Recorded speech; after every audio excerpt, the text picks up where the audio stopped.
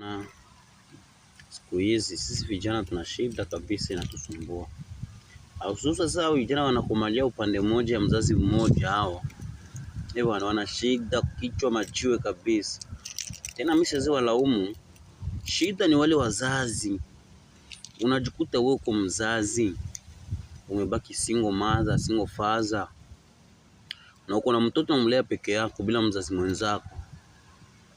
Kwa nini sasa usiambie mtoto shida ilitokea wewe kwa sababu ubaki peke yako na mtoto?